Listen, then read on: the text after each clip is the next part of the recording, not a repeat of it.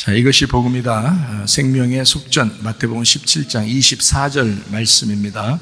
가버나움에 이르니 반세계를 받는 자들이 베드로에게 나와 이르되 너희 선생은 반세계를 내지 아니하느냐, 이렇게 되어 있습니다.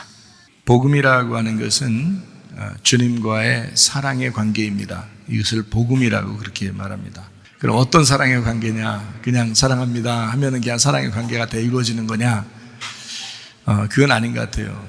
제가 이렇게 우리 집사람에 대해서 이야기하고 또 편지를 읽고 또 사랑한다고 하고 그러면 있잖아요. 제 마음에는 굉장히 애틋하죠. 우리 집사람은 이제 이렇게 부끄러워하기도 하고 이러죠. 민망해하기도 하고. 그런데 제 마음에는 굉장히 마음에 이제 애틋한 마음이 있어요. 왜 그러냐면 이런 것 때문에 그래요. 둘이 함께 한 시간들, 그러니까 함께 한 시간들을 이제 과거를 이렇게 지나다 보면 함께 한 시간들이 좋은 일만 있었던 게 아니라 슬픈 일도 있었고, 함께 괴로운 일도 있었고, 어렵고 힘든 일들이 참 많았거든요. 근데 그때 제가 그렇게 어려울 때 같이 있었던 그 시간들, 이런 것들 이제 같이 시간을 이렇게 가만히 생각해 보면 내 마음속에 이제 애틋해지죠. 그래서 그런 거예요. 그러니까 목사님이 사모님을 이렇게 이야기할 때는 이렇게 늘 눈물이 이렇게 그렁그렁한다. 왜 그럴까 이러지만 연세가 드신 사람들은 알 거예요. 산전, 수전, 공중전, 지하전 다 같이 겪으면 부부가 그 즐거운 날도 있었지만 함께 그 고통스럽고 힘들었을 때의 그 시간들을 되새기니까 그런 거예요.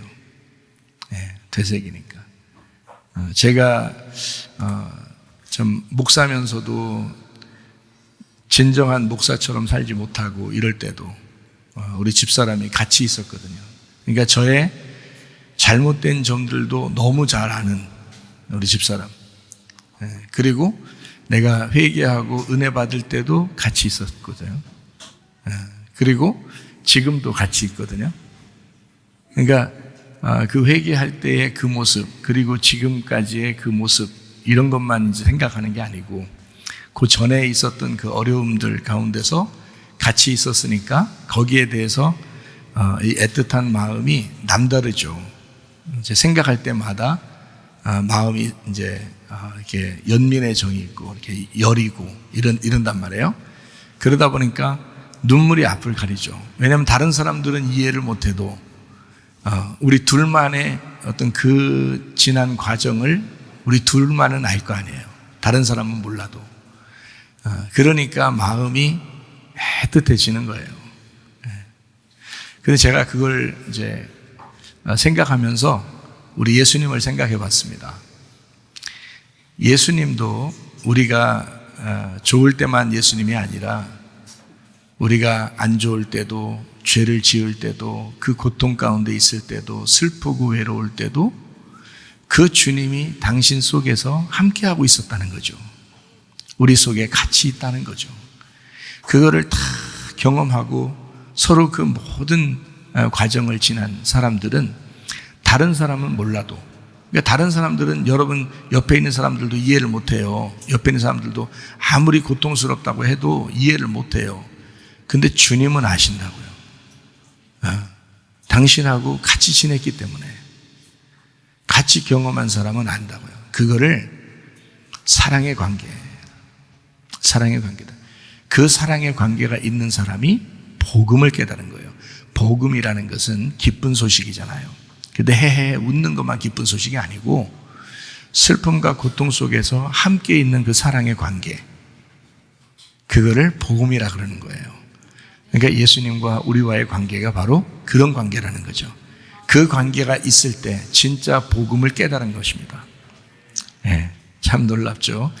그래서 저는 늘 우리 집사람을 볼 때마다 복음을 깨닫습니다. 그러니까 마음이 너무 좋죠. 집사람을 볼 때마다 복음을 깨달으니까, 그 사랑의 관계를 알겠으니까, 또 주님을 이해하겠으니까, 그래서 마음이 항상 애틋하고 좋은 겁니다. 이사야 53장 5절 말씀, 주님이 찔리심은 우리 허물 때문이요 주님이 상하심은 우리의 죄악 때문이라. 주님이 징계를 받음으로 우리가 평안을 누리게 되었고 주님이 채찍에 맞으심으로 우리가 나음을 입었도다. 이렇게 했습니다. 이게 복음입니다. 주님과 나와의 관계죠. 사랑의 관계. 고린도후서 6장 2절 말씀, 보라 지금 은혜 받을 만한 때요 보라 지금은 구원의 날이로다 했습니다. 지금입니다. 예수님은 성령으로 잉태하시고 또 6월절 어린 양 예수님이 대신 돌아가셔서 우리가 구원을 받게 되었습니다. 어린 양 예수님이 침례 받으실 때 우리의 모든 죄가 그분에게 옮겨지셨고 광야의 세 가지 시험을 이기심으로 우리가 시험당할 이유가 없어졌습니다. 3년 반 동안 아버지의 일을 충실히 하시다가 십자가 못 박혀 돌아가셔서 우리가 죽어야 할 그 사망도 끝내셨습니다. 이런 사실들을 우리는 믿고 마음에 믿고 입으로 고백함으로써 구원을 받는 것입니다. 사람이 거듭나야 된다, 물과 성령으로 거듭나야 된다 그랬습니다. 하늘로서 다시 태어나야 된다는 말을 의미합니다. 물과 피로 임하신 예수님, 그분을 증거하시는 분이 성령님이시다 그랬어요. 성령님은 태어나실 때부터 예수님이 죽으시고 부활하시고 승천할 때까지 늘 함께 하셨던 그 성령님이, 그 영이, 그 예수님의 영이 우리와 함께 하십니다. 그래서 예수님은 구원자고 치료자고 회복자인데 여러분 몸도 그렇고요, 영혼도 그렇고요, 가정도 그렇고 교회도 그렇습니다. 예수님이 구원자가 되시고 치료자가 되시고 회복시키시는 분이란 말이에요. 그러니까 하나님의 말씀도 끊임없이 여러분을 회복시키려고 하죠. 예, 그런 말씀이죠. 그 예수님이 우리와 함께 하신다, 그 성령님으로 함께 하신다는 것을 임마누엘이라고 그렇게 합니다. 우리를 떠난 적이 없고 늘 우리와 함께 하십니다. 고린도전서 1장 10절 말씀에 같은 말을 하고 같은 마음을 품고 그리고 같은 알므로 나아가야 된다. 여러분과 저도 한 말씀으로 이렇게 나아가는 것은 바로 우리가 서로 알고 서로 같은 마음 품고 서로 같은 생각을 가지고 같은 말을 하는 그런 사람들이 우리 교회에 또 함께 모였습니다. 참 다행한 것은 전염병의 문제로 아주 골머리를 썩고 있는, 나라적으로도 교회적으로도 힘들게 있었던 그런 시절에도 우리 교회가 거뜬하게 아무 문제 없이 있었고 또 지금도 그렇게, 또 앞으로 어떤 말세의 징조들이 또 임할지 모르겠지만 그래도 변함없이 그 믿음 지키고 그때나 지금이나 하나도 변함없이 이렇게 그 움직임이 없이 고정된 그런 신앙생활을 한다는 것은 같은 말을 하고 또 같은 마음을 품고 그리고 같이 아는 것으로 나아갔기 때문입니다. 정말 감사하고요. 히브리 13장 8절에 예수는 그리스도신데 어제나 오늘이라 영원토록 그러하시다. 예수는 그리스도시다. 이렇게 했습니다. 사도행전 4장 12절에 다른 이름은 우리에게 구원받을 만한 이름이 없고 예수님 이름만 우리의 구원자의 이름이다. 갈라디아서 2장 20절에 우리 육체 가운데 사는 것은 내 믿음으로 사는 것이 아니라 그리스도의 믿음으로, 하나님의 아들의 믿음으로 살아가는 것이다 했습니다. 요한에서 4장 8절 하나님은 사랑이라 했고요. 요한에서 4장 16절에도 하나님은 사랑이시다. 그래서 사랑 안에 거하면 하나님 안에 거하는 거고 사랑이 없으면 하나님 안에 거하는 것이 아니다. 그래서 끊임없이 사랑하라고 얘기하는 겁니다. 마태복음 17장 24절 말씀에 반세겔이라고 하는 이야기가 나옵니다. 이 반세겔이라는 이야기도 역시 주님의 사랑을 얘기하는 겁니다. 반세겔도요. 사랑의 복음을 얘기하는 내용입니다. 이 말씀이 17장 24절의 말씀이 마태복음 17장 22절 23절 때문에 생겨났다고 그랬죠. 이것은 주님이 죽으시고 부활하신다는 것 이야기하고 난 다음에 바로 17장 24절에 반세겔에 대한 이야기를 나오는 이야기들입니다. 이게 반세겔은 생명의 속전이라고 해가지고 출애굽기 30장에 나오는 그런 이야기입니다. 인구 숫자 셀 때에 반드시 생명의 속전을 내고 인구 숫자를 세워라. 그 실패한 사람이 다윗이었죠. 이 다윗이라는 사람이 생명 속전을 받지 않고 그리고서 인구 숫자를 셌기 때문에 전염병이 생겨나서 7만 명이 죽게 됩니다. 성경에 나와 있는 대로 출애굽기 30장에 있는 대로 질병이 올 것이다. 만약에 인구 숫자를 셀 때 생명의 속전을 내지 않으면 질병이 찾아오게 될 것이다 라고 하는 그 하나님의 손에 다윗은 맡기기를 원했습니다. 자기가 선택할 수 있었지만 이미 잘못을 알았어요. 그리고 이미 엎질러진 물이기 때문에 하나님밖에 해결할 것이 없다. 이것은 하나님만이 해결할 수밖에 없다라고 하는 것을 깨달아서 하나님의 손에 빠지기를 원합니다. 이랬습니다. 반세겔이라고 하는 건 굉장히 중요한 의미를 가집니다. 성경에서요. 그래서 왜 하필 반세겔이냐라고 하는 것은 이건 복음을 얘기하는데 성경에서 이게 하나인데 반쪽으로 나누어진 걸 얘기해서요. 하나인데 반쪽으로 나눠서 요거를 예수님이 와가지고 하나로 만드는 그런 것을 그게 복음이라고 얘기하는 거예요. 창세기 1장에 이제 물과 물이 나누어졌다라고 돼 있고 또 창세기 2장에는 선악과와 생명나무가 이렇게 두 개가 이렇게 나누어져서 있는데 그게 원래는 하나다라는 얘기고요. 3장 8절에 동산나무 사이에 숨었다. 그때 하나님이 나타나시고요. 출애굽기 26장에는 그 휘장을 통해서 성소와 지성소를 나누게 됐는데 그 휘장은 예수님의 육체를 말한다. 히브리서 10장에 말씀합니다. 그리고 이제 출애굽기 34장에는 모세가 수건으로 얼굴을 가리는 장면이 나오는데 고린도 후서 3장에 말했던 것처럼 수건을 통해서 너희가 아직도 율법에 가려져 있어서 복음을 깨닫지 못하느냐, 얼굴과 얼굴을 볼 수 있는 시간이 돼야 된다라고 해서 예수님이 오시면 이 수건을 벗겨줄 것이다 라고 말씀했습니다. 에스겔 1장하고 에스겔 10장에 바퀴 중간에 또 바퀴가 있다 그랬습니다. 바퀴 중간에 바퀴가 있다. 그래서 바퀴 안에 바퀴가 있는 거죠. 그러니까 율법 안에 복음이 있다는 얘기고요. 하나님의 말씀 안에 예수 그리스도가 계시다라는 그런 의미를 갖고 있습니다. 마태복음 17장에는 성전세 반세겔에 대한 이야기가 나오고 아가서 2장에는 바위 틈 비둘기에 대한 이야기가 나옵니다. 누가복음 10장을 여러분이 잘 알듯이 누가복음 10장에는 반 죽은, 강도 만나서 반 죽은 사람이 나옵니다. 헤미다네스라고 해서요. 헤밋이 절반, 그리고 드네스코, 이게 죽는다 해서 이게 절반이 죽었다. 강도 만난 사람은 반이 딱 죽은 겁니다. 반이요. 그러니까 일부러 예수님께서 그 반이 죽은 사람을 치료하시는데 기름과 포도주를 사용합니다. 기름은 성령을 의미하고 포도주는 기쁨을 의미해요. 이 두 개 합하면 성령의 기쁨입니다. 성령의 기쁨으로 치료받을 수밖에 없죠. 우리가 상처를 받고 시험받고 어려움 당하고 그러면요, 성령의 기쁨밖에 치료할 것이 없습니다. 그래서 말씀을 들어야 됩니다. 그런 사람들은 오히려 더 말씀을 들으셔야 됩니다. 그래서 성령의 기쁨이 자기 속에 찾아올 때까지 말씀을 들으셔야 돼요. 근데 시험에 걸리는 사람이 성령의 기쁨이 안 오면, 말씀을 듣지 않으면 그냥 넘어집니다. 그 사람이요. 일어나기가 쉽지 않죠. 오래 걸리죠. 굉장히. 이미 오래 걸렸다는 얘기는 그만큼 말씀을 안 듣고 있다는 얘기입니다. 그 사람이요. 그러니까 엉뚱한 얘기들을 많이 듣지 말고 진짜 하나님 말씀들을 이렇게 들으셔야 합니다. 그래서 자기가 말씀 듣고 순종하려는 태도를 가지셔야 되죠. 자기 짐승에 태웠다 할 때 그 자기 짐승은 자기를 말합니다. 자기 소유를 의미하고요. 여관으로 데려갔다 주님께서요. 누가복음 10장에 그 말은 강도 만난 자를 여관으로 데려갔다는 말은 그 주막으로 데려갔다. 이거는 공동 숙소를 얘기합니다. 그러니까 교회는 한 사람을 얘기하는 게 아니고 여러 사람이 함께 모인 것을 말합니다. 그걸 교회라고 그러죠. 우리 한 사람 한 사람은 성전이죠. 그냥 거룩한 전 이렇게 말하죠.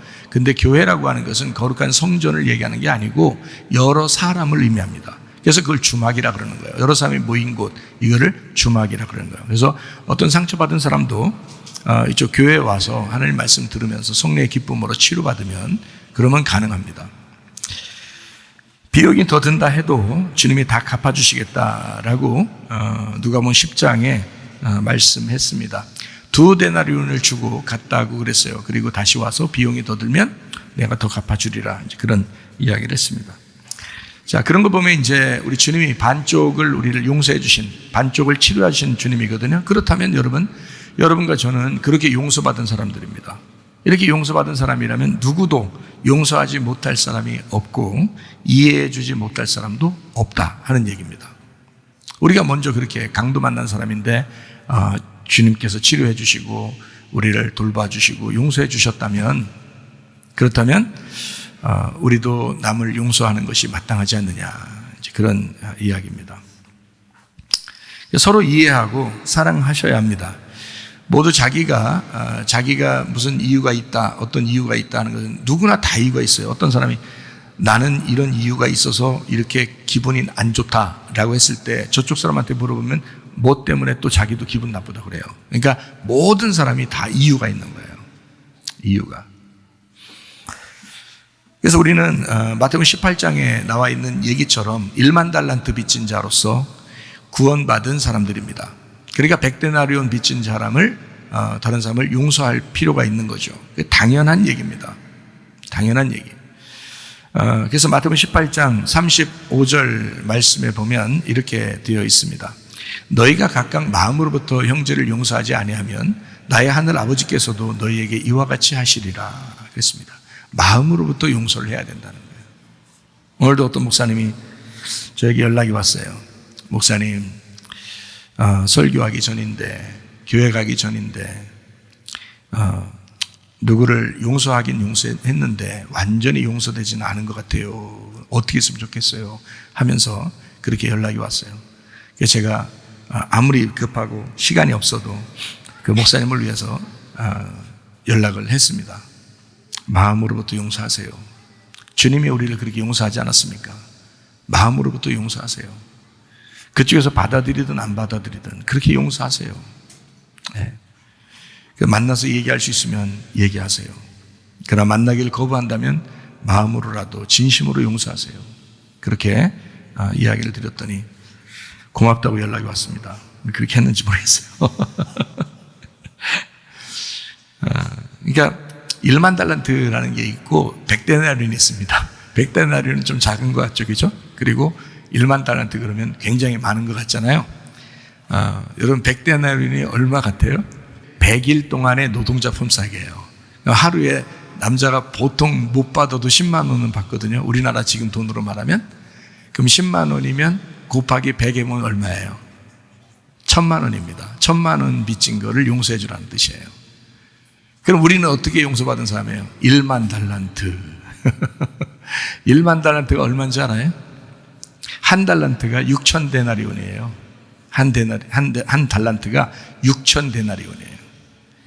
그러니까 한 달란트가 6천일 동안 일해야지 나오는 게 한 달란트예요.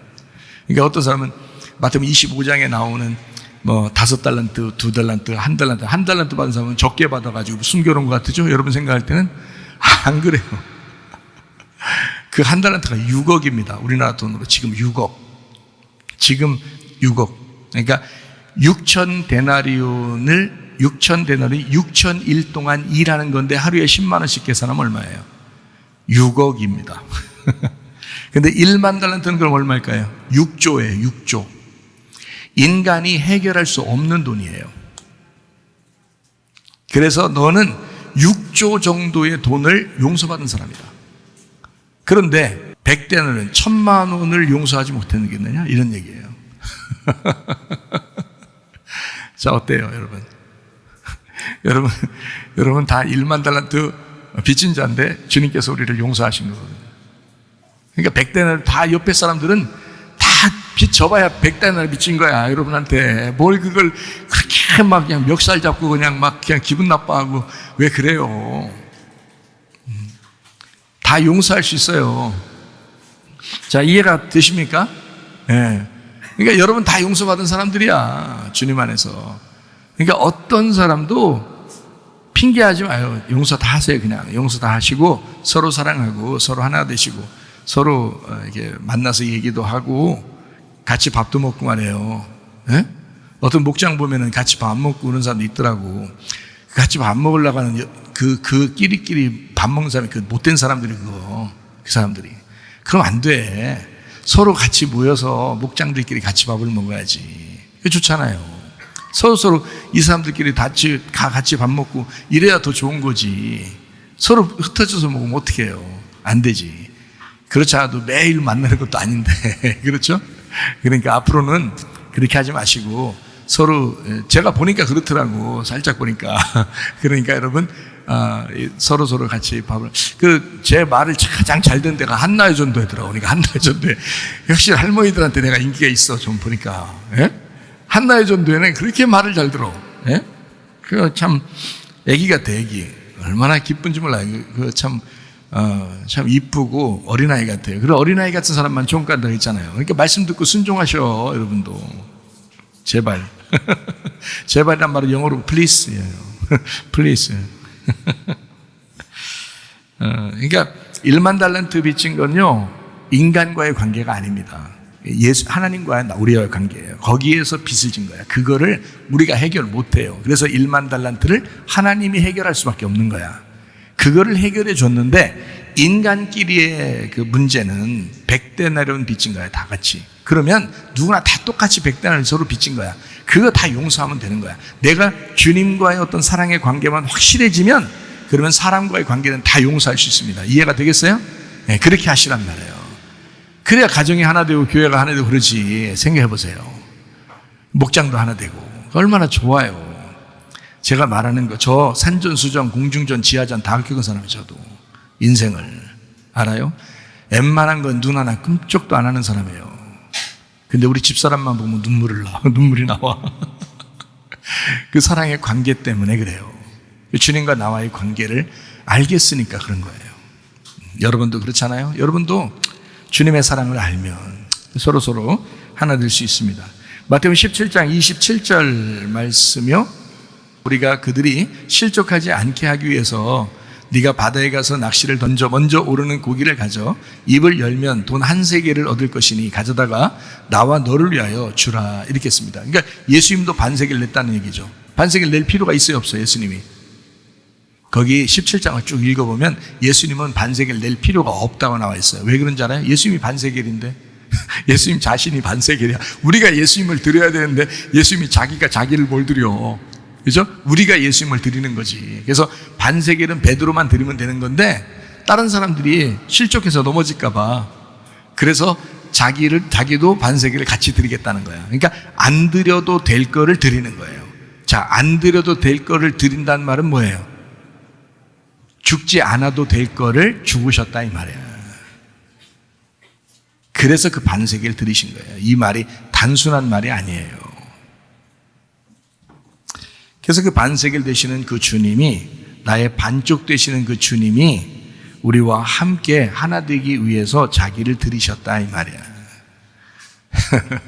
그래서 같이 나와 예수님이 원래 같은 건데 그 둘이 하나가 반쪽이 돼서 나누어졌었는데 하나가 되었다, 이렇게 된 거예요. 한 세겔이 되었다, 그 말입니다.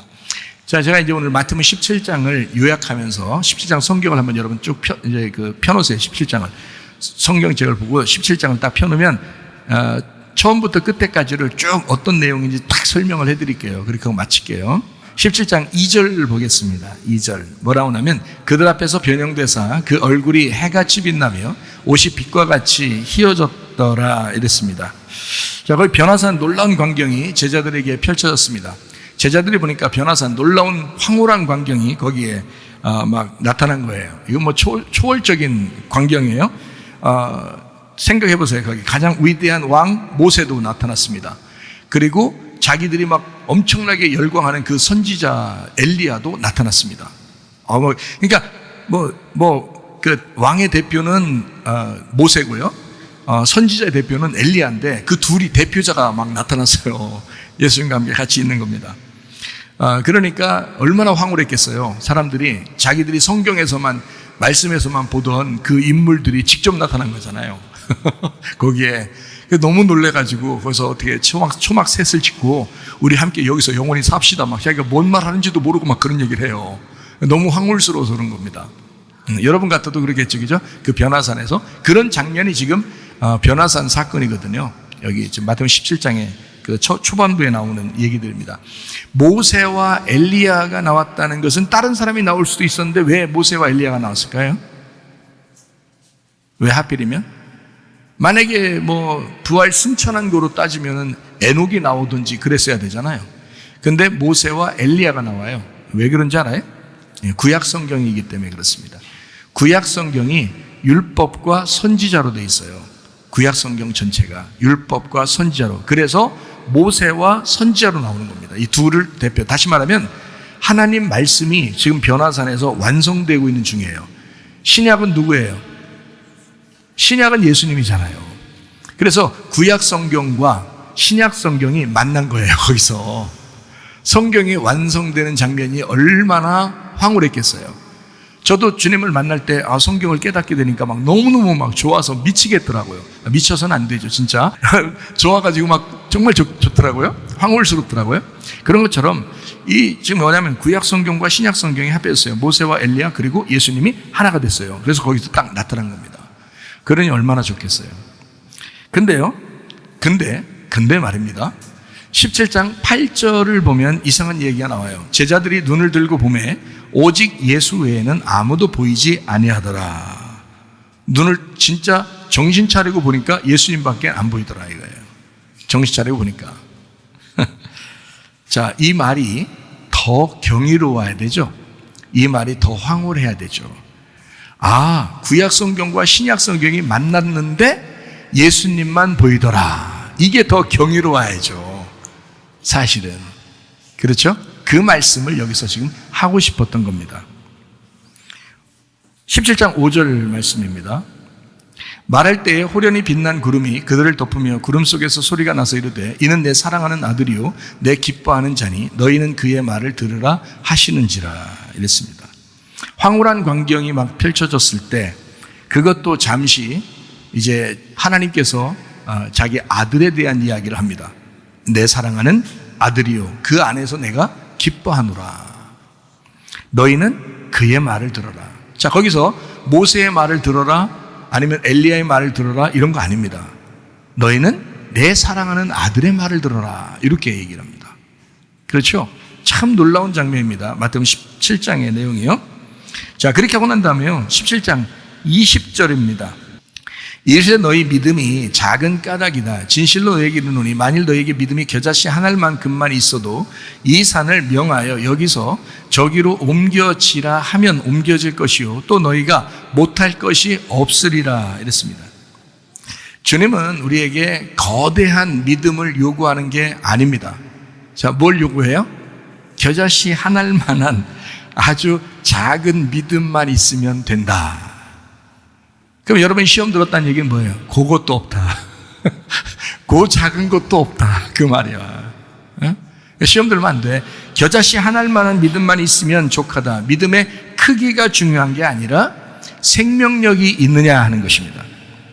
살아있느냐. 너 속에 들어가는 그 믿음이 살아있는 거냐 이거예요.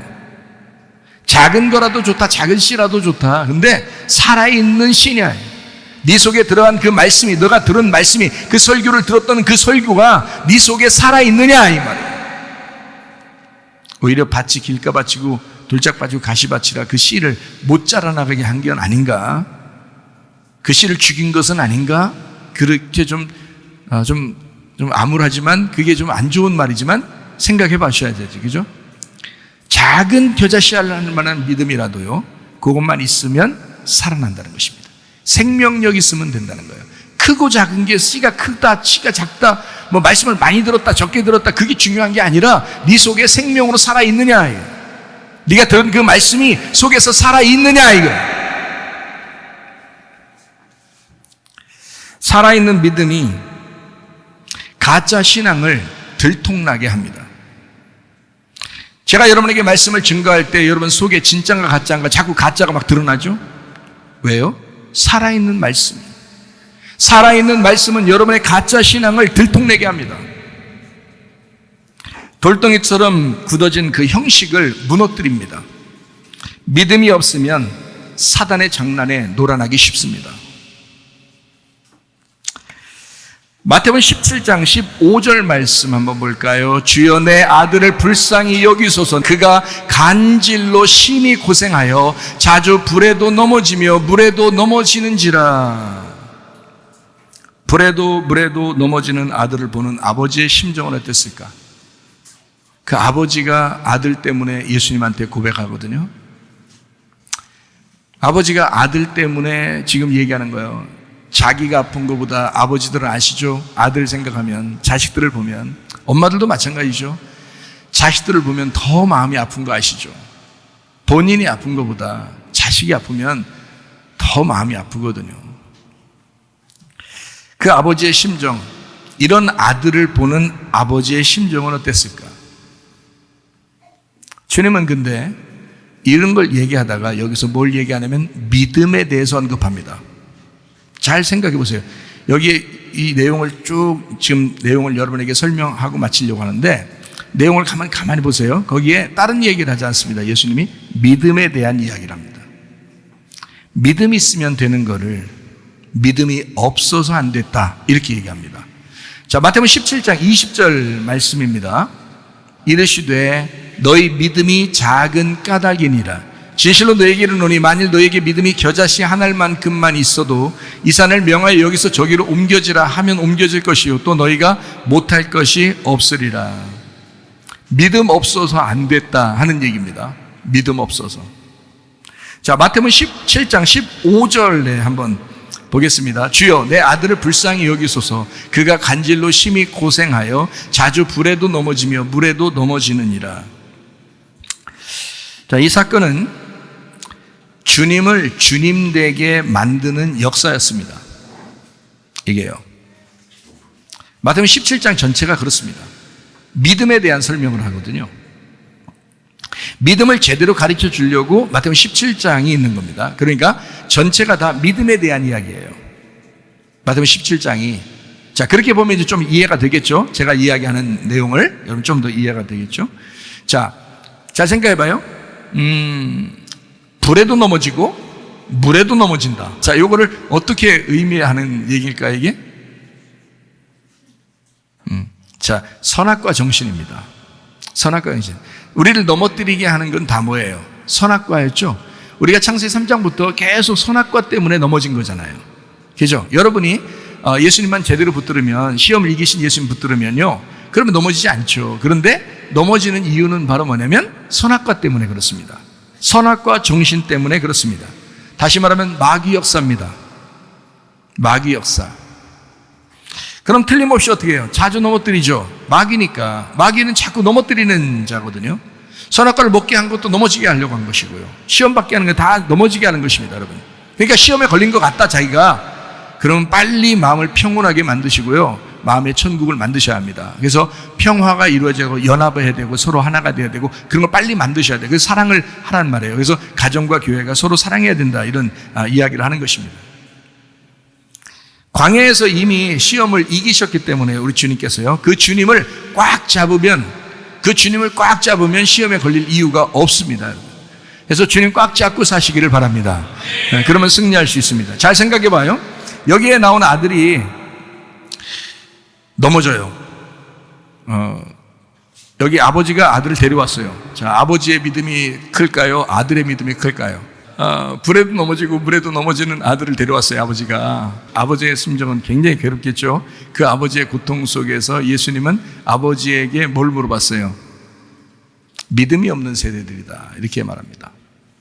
그러면 지금 아들이 믿음이 없다는 얘기예요? 아버지가 믿음이 없다는 얘기예요? 아버지가 믿음이 없다는 얘기죠. 잘 생각해 봐요. 자, 이제 우리 한번 생각하면서 성경을 한번 읽어봐요. 그냥 아무 생각 없이 그냥 무턱대고 성경 읽지 말고 성경을 이제 이해하면서 한번 읽어보면 좋아요. 자, 여기에 나온 아들이 더 성숙한 믿음을 가진 겁니다. 자, 제가 이제 이유를 설명해 드릴게요. 선악과를 먹기 전에, 창세기 3장에 선악과를 먹기 전에 인간은 옷을 입고 있었어요? 옷을 벗고 있었어요? 벗고 있었죠. 여러분, 우리 교회에서 어린아이가 태어나서 얼마 안 되면 애기들이 어떻게 해요? 옷 벗고 다니고 막 이러죠. 그 애기들이 그러죠. 여러분, 어른이나 할머니, 할아버지들이 이렇게 하는 거 봤어요? 우리 교회에서? 안 그러죠?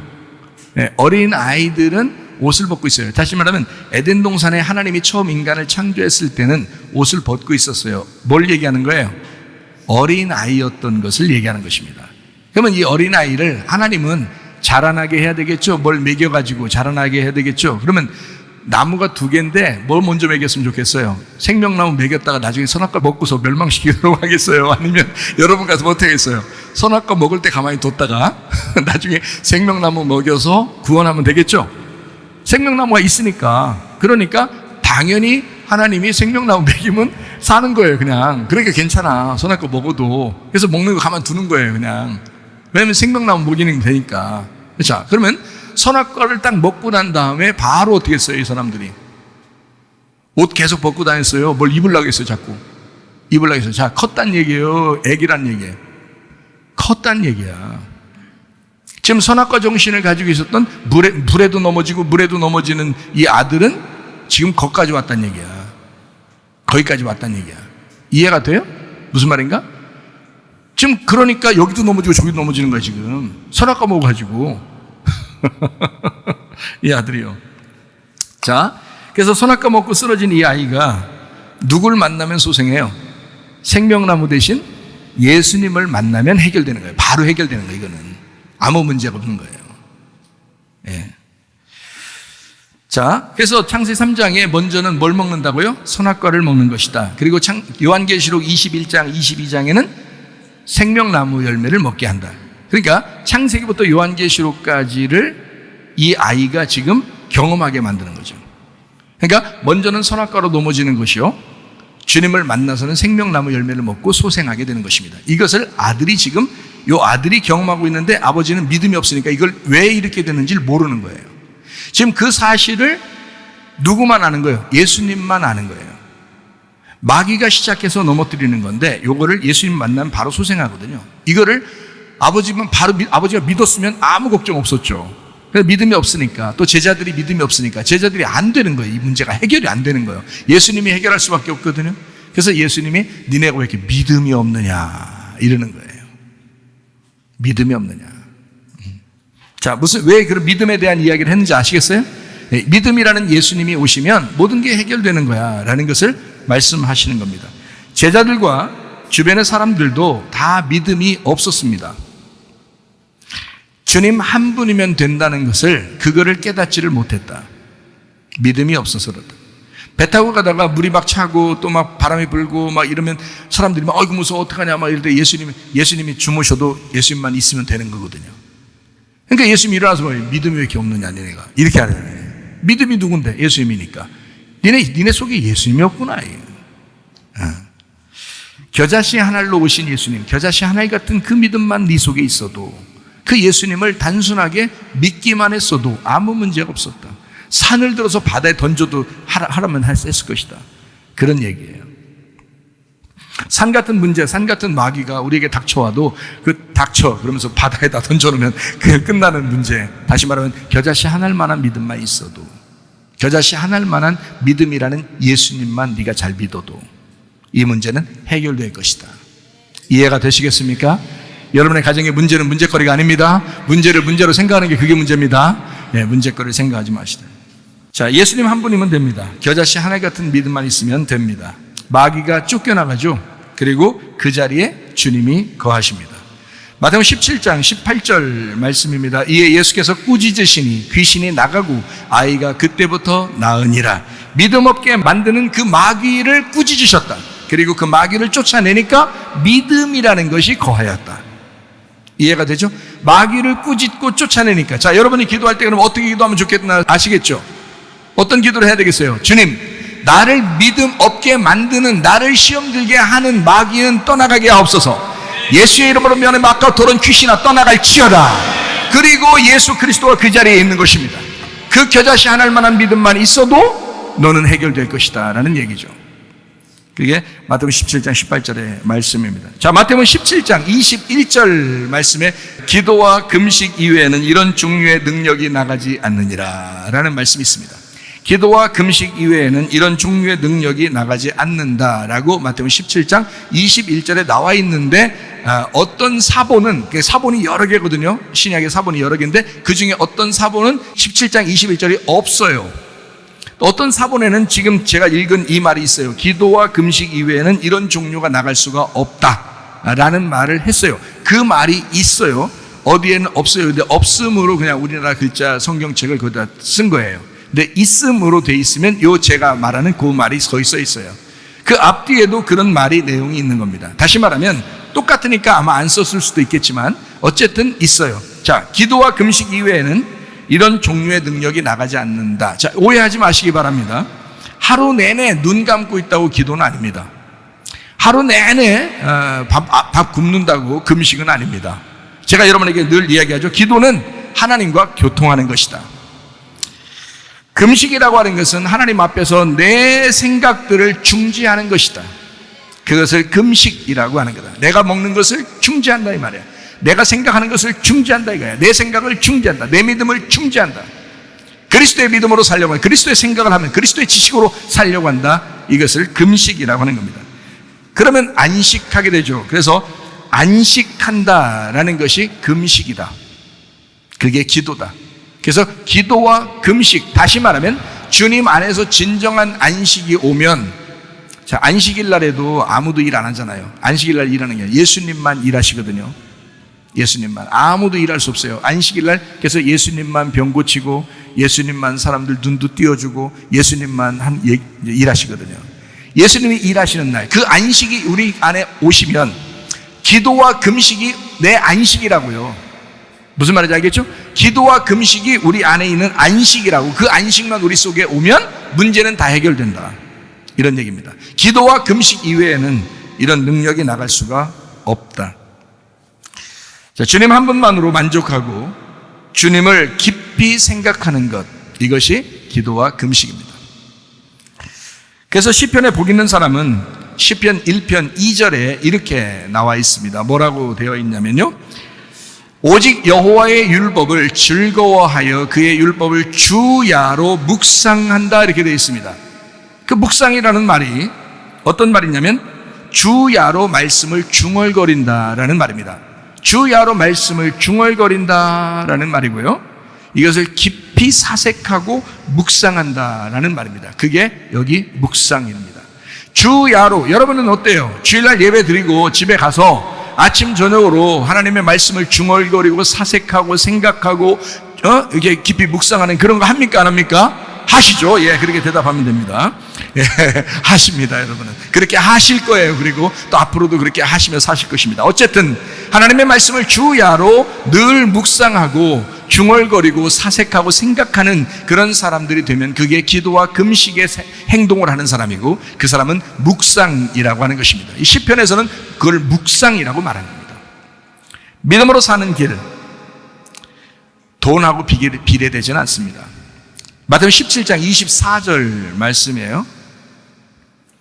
가버나움의 이름에 반세계를 받는 자들이 베드로에게 나와 이르되 너의 선생은 반세계를 내지 아니하느냐 이랬습니다. 예수님과 베드로는 반세계를 낼 돈도 없었습니다. 예수님은요, 베드로도요. 그래도 아무렇지도 않게 당당하게 살았습니다.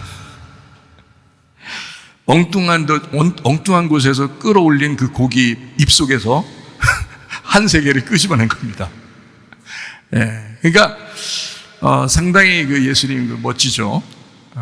아주 뭐 돈 하나 없어도 당당하게 사시다가 누가 달라 그러니까 그래? 그러면 물고기 한 마리 잡아와. 그래서 물고기 한 마리 잡아서 입 벌리니까 거기에 한 세겔이 딱 있는 거예요. 한 세겔이.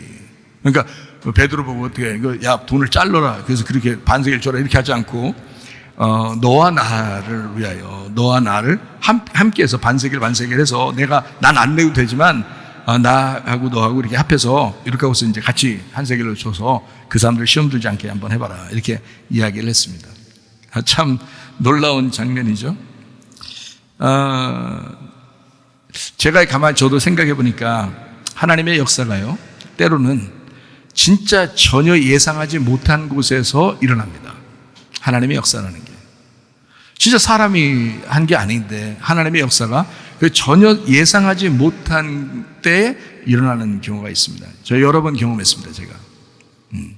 제가 여기서 성공해 보려고 미국에 공부하러 갈 때 저희 어머님이 모든 있는 돈 없는 돈 다 털어가지고 저를 성공시키겠다고 미국으로 유학을 보냈는데 얼마 있다 다 떨어졌어요. 돈이 없어.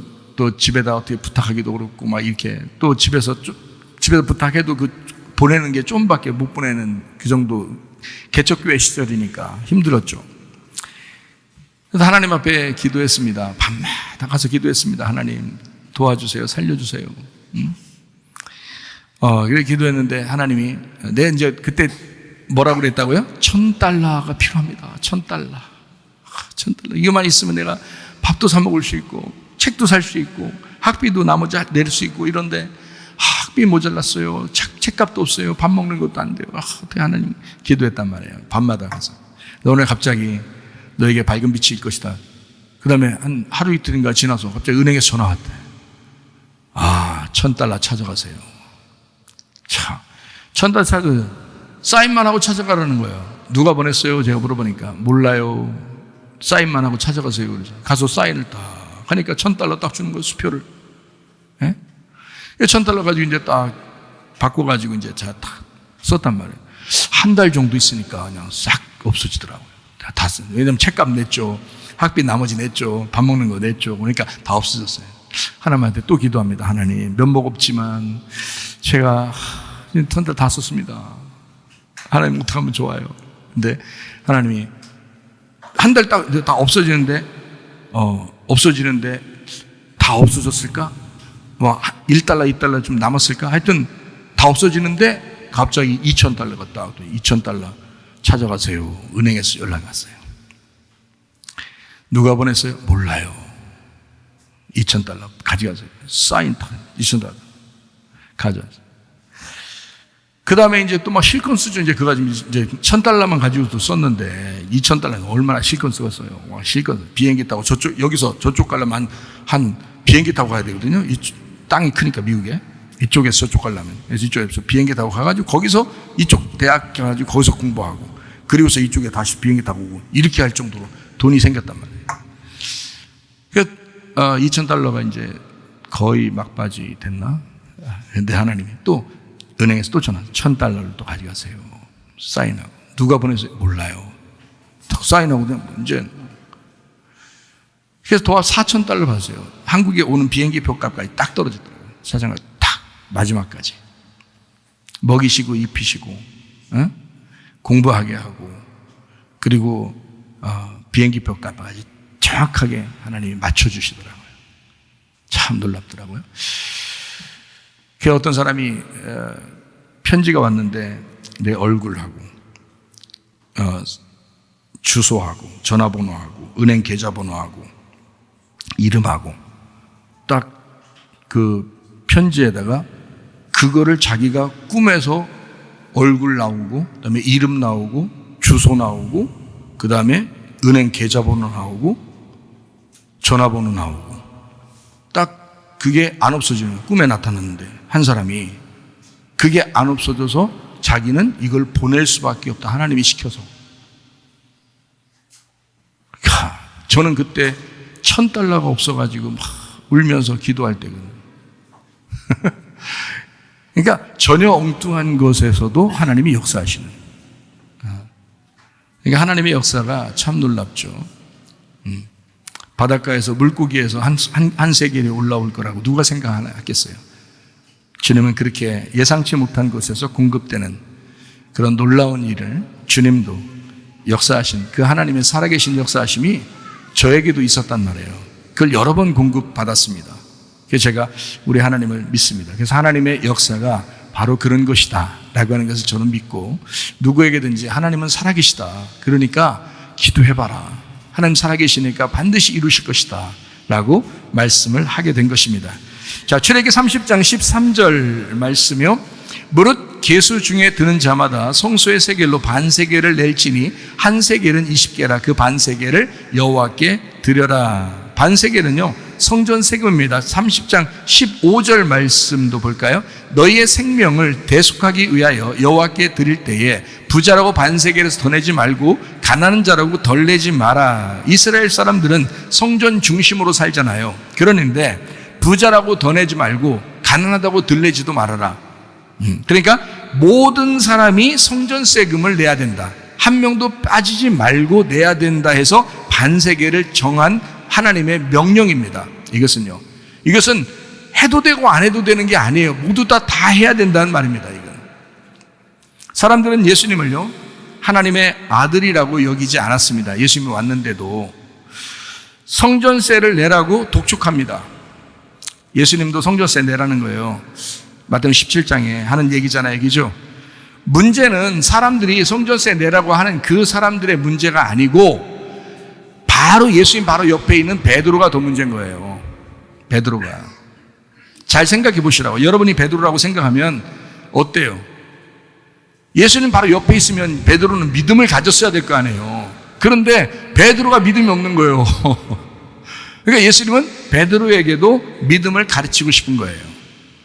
그러니까 성전세를 내라고 독촉하는 사람들과 베드로 똑같이 뭐가 없는 거예요? 믿음이 없다 이 말이에요.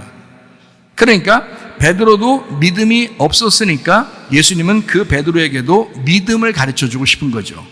여러분도 마찬가지입니다. 여러분에게 믿음이 없다면 하나님은 이 말씀을 통해서 믿음을 가르쳐 주시겠죠. 믿음을 가르쳐 주시는 거예요. 그러니까 당당하게 하나님의 아들이라고 베드로가 얘기했어야 되는데, 하나님의 아들이니까 성전세를 낼 필요가 없지라고 얘기했어야 되는데 베드로가 뭐라고 그래요? 야, 낸다. 우리 예수님이 우리 스승이 낼 거야. 당연히 내야지. 야, 성전세 니네 스승은 안 내냐? 내야지. 당연히 내지. 베드로가 이랬단 말이에요. 베드로, 예수님이 옆에 있다가 얼마나 속상했겠어요. 성전세를 왜 받는 건데? 잘 생각해 보셔요. 성전세 왜 받아요? 이거 하나님의 집이라고 해서 하나님의 집에 대한 세금이거든요. 그러면 성전이 누구 거예요? 하나님의 아들 예수님이요. 이 땅에 지금 하나님이 이 땅에 아들로 놓으신 건데, 아니 아버지 집에 아들이 세금 내고 살아요? 생각을 해보세요. 아버지 집이 아들의 집이야. 그게 성전이 예수님이라고 예수님도 얘기하잖아요. 자기가 요한복음 2장에 이 성전은 곧 나다 이렇게 말하잖아요. 자기를 가리켜 말하는 거예요. 성전은 예수님이에요. 근데 자기가 자기 집에 세금을 내냐고. 주인인데. 무슨 말인지 아시겠어요? 그래서 주님의 제자 베드로라고 하는 사람이 얼마나 큰 실수를 했느냐, 이게 나타난 거죠. 마태복음 17장의 25절 말씀이에요. 이르되 내신다 하고 집에 들어가니 예수께서 먼저 이르시되, 예수님이 이제 퍽퍽한 거죠. 마음이 퍽퍽해서 물어본 걸 먼저 말한 거예요. 시몬아, 네 생각은 어떠냐? 세상 임금들이 누구에게 관세와 국세를 받느냐? 자, 아들한테 받냐? 다른 사람한테 받냐? 아들이 왕자인데, 자, 왕자가 세금 내냐? 다른 사람들이 내는 거냐? 지금 국세를. 그 임금이 곧 국가인데, 무슨 말인지 알겠어요? 이스라엘이 곧 하나님이 자기 건데, 이스라엘이. 근데 자기가 주인이고 왕이고 임금인데, 세금 자기가 내냐, 이 말이야. 내도 이상한 거지. 내도 이상한 거잖아요. 원래는 안 내야 되는데 내면 그것도 이상한 거란 말이에요. 그러니까 그거를 베드로가 이해를 못한 거지. 그러니까 예수님이 말하는 거잖아요. 예수님이 먼저 얘기하잖아요. 얼마나 답답했으면 예수님이 먼저 얘기했겠어요. 자, 답답함이 묻어납니까? 지금 마태복음 17장 25절에 답답함이 좀 묻어나요? 예수님의 그 답답함. 하나님의 집인 성전은 하나님 겁니다. 그러니까 하나님이 주인이면 그의 아들도 성전의 주인이기 때문에 자기 집에 세금을 낼 필요가 없어요. 그런데 오해하지 않도록 하기 위해서 17장 27절에 그렇게 말합니다. 우리가 그들이 실족하지 않게 하기 위해서, 오해하지 않도록, 실족하지 않도록, 넘어지지 않도록, 시험 들지 않도록 그냥 고기 하나 잡아와봐. 그래서 그냥 내자, 이런 얘기예요. 스칸달리조입니다. 스칸달리조. 여기서 스캔들이란 단어가 나온 거거든요. 스칸달리조. 이게 뭐냐면 걸려 넘어지다, 죄를 짓다라는 말입니다. 그러니까 예수님은 어땠어요? 내지 말아야 할 성전세를 내셨다는 거죠. 이해가 돼요? 자기는 지금 왕이고 임금이고 아들 왕자인데, 그런데 자기 집의 세금을 자기가 낸다는 건 말이 안 되는 거를 하겠다는 거예요. 딴 사람 시험 될까 봐. 그래서 그냥 해주겠다는 거예요. 근데 그 말은 이제 복음이 이 안에 있는 거죠. 이 말은 죽지 않아도 될 죄 없으신 예수님이 우리 죄인들을 위해서 생명의 속전을 들이셨다라고 하는 말씀입니다. 주님은 내지 말아야 할 그 생명의 속전을 내셨다. 그래서 누가복음 10장에 여러분 그 반세계에 대한 이야기를 우리가 정확하게 깨달으려면 누가복음 10장 이야기를, 그래서 예수님은 정확하게 반쪽이라는 반세계를 이해하고 있기 때문에 누가복음 10장에 선한 사마리아인 얘기를 한 거예요. 강도 만난 자 얘기를 거기서. 이거 다른 사람이 얘기한 게 아닙니다. 예수님이 얘기한 거예요. 왜냐하면 반세겔의 생명의 속전이라는 그 단어를 예수님이 정확하게 깨닫고 예수님이 오셔야 그 휘장이 벗겨지고 그 수건이 벗겨지기 때문에, 그래서 그 반세겔의 복음을 예수님이 정확하게 소개하는 장면이 누가복음 10장에 나와 있는 거예요. 반 죽은 자, 절반 죽은 자, 헤미다네스, 절반이 죽은 자, 이 사람에게 기름과 포도주, 성령의 기쁨을 부어주시고 크테노스라고 하는 자기 짐승, 자기에게 태워서, 그리고 여관, 주막, 판도케이온이라고 하는 교회에 그 사람을 두어서 2데나리온을 주고 내가 2데나리온이 다 마칠 때까지 내가 다시 오겠다. 그래서 더 갚아줄 것이다 라고 누가복음 10장에 말씀하고 있는 얘기거든요. 자, 그러니까 이제 우리가 이 반세계는 반쪽 죽었다라고 하는 것은 예수님은 지금 우리를 뭐로 생각한 거예요? 강도 만나서 반 죽은 나를 뭘로 생각한 거예요? 자기라고 생각한 거죠 말이죠. 이 반쪽은 어떤 반쪽을, 헤미다네스라는 이 반쪽은 뭐에서 나오는 거라고요? 예, 온통, 전체, 모든 이란 뜻이에요. 거기에서 나온 단어예요. 그러니까 하나인 모든 전체였는데 여기서 반이라고 나온 거죠. 반. 그러니까 나라고 하는 거는 나도 누구에게 속해 있는 거예요. 나도 누구와 같이 있는 거예요. 그러니까 예수님하고 같은 분이란 말이에요. 예수님하고 나하고 둘이 같은데 나를 뭐라고 생각하면 나를 자기의 반쪽이라고 얘기하는 거예요. 여러분, 부부가 둘이 뭐라고 그래요? 나의 반쪽, 이런 얘기 해봤어요? 안 해봤어요? 남서스러워서 안 해봤죠? 남서스러워서. 그 얘기 한 번도 못하고 또 부부가 사는 사람도 얼마나 많이 몰라. 오늘 집에 가거들랑 얘기하셔, 사시는 분들은. 네? 나의 반쪽. 그래서 눈물이 그렁그렁 하면서 쳐다보셔 봐봐. 네? 그게 나라고요. 나. 그게 나라고. 그러니까 나의 반쪽, 이게 나라고요. 나. 우리 둘이 하나인데 이걸 반으로 나눠서 당신을 나를 보게 만든 거야. 이렇게 한 거예요. 그게 상대방인 거예요. 그게 부부라는 거야. 그러니까 저는 이 성경에서 제 아내를 이렇게 보게 될 때마다 왜 눈물이 그렁그렁 하지 않겠어요? 아니까. 말씀을 아니까. 예수님이 나를 그렇게 보고 있다는 걸 난 아니까. 내가 내 아내를 그렇게 보이니까 그런단 말이에요. 그러니까 이 부부만큼 가장 잘 이 말을 이해시켜주는 게 없어요. 부부만큼. 이 부부가 하나인데 이게 반이라고 해서 상대편을 보이게 만드는 거거든요. 그게 반세겔이에요. 그 생명의 속죄입니다. 남편은 아내의 생명이에요. 아내는 남편의 생명입니다, 여러분. 이해가 되시겠어요? 예수님은 나를 볼 때 생명으로 봐요. 자기 생명이라는 거야. 나는 예수님 볼 때 뭐라고 봐요? 예수님은 나의 생명입니다, 이렇게 봐는 거예요. 같은 거라는 거예요. 그러니까 예수님도 나를 생명으로 보는 거고 나도 예수님을 생명으로 보는 거예요. 근데 둘이 나누어져 있는 거 이렇게. 그래서 이걸 반이라고 하는 거예요. 둘이 같은데, 같은 생명인데 내가 없이 예수님 못 살고 예수님 없이 내가 못 살아요. 여러분, 못 살아. 아주 못 살아. 여러분, 이게 부부 관계라고 하는 거예요. 이게 주님과 나와의 관계를 얘기하는 거예요. 한 명이 없으면 못 사는 거예요. 이게 한 명이, 반쪽이 없으면, 나의 반쪽이 없으면 나는 반 죽은 거야. 못 사는 거야. 그래서 예수님은, 이 선한 사마리아인이라는 예수님은 여기 강도 만난 자를 치료할 수밖에 없는 거예요. 그걸 구원할 수밖에 없는 거야. 나를 예수님이 구원할 수밖에 없는 거예요. 왜냐하면 자기니까. 우리가 다 자기에게서 나온 거잖아요. 그 예수님 자기야.